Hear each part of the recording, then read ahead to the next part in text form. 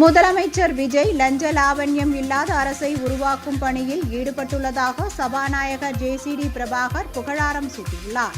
சென்னை அண்ணா சாலையில் எழுத்தாளர் லதா கிறிஸ்டியின் சிறைக்குள் பேராசிரியர்கள் புத்தக வெளியீட்டு விழா நடைபெற்றது. விழாவில் கலந்து கொண்டு பேசிய சபாநாயகர் ஜேசிடி பிரபாகர், பல முதலமைச்சர்களை பார்த்த அனுபவம் கொண்ட பேராசிரியர் ஞானராஜ் முதலமைச்சர் விஜயை சந்தித்து உரையாட வேண்டும், கல்வித்துறையில் பல மாற்றங்களை ஏற்படுத்த வேண்டும் என்று விருப்பம். முதலமைச்சருக்கு உங்களுடைய ஆலோசனைகள் மிகவும் தேவைப்படுகின்றன என்றார். தற்பொழுது தமிழ் தெரியாமலேயே மாணவர்கள் படித்து முடித்து வெளியே வரும் நிலை உருவாகியுள்ளது. பிழைகளுடன் எழுதும் நிலை அதிகரித்துள்ளது. இதனால் பல மாணவர்கள் தமிழை தவிர்த்து வேறு பாடங்களை தேர்வு செய்யும் நிலையும் ஏற்பட்டுள்ளது. இதனை கவனத்தில் கொண்டு கல்வித்துறையில் புதிய முயற்சிகளை எடுக்க வேண்டியுள்ளது என கோரிக்கை வைத்தார்.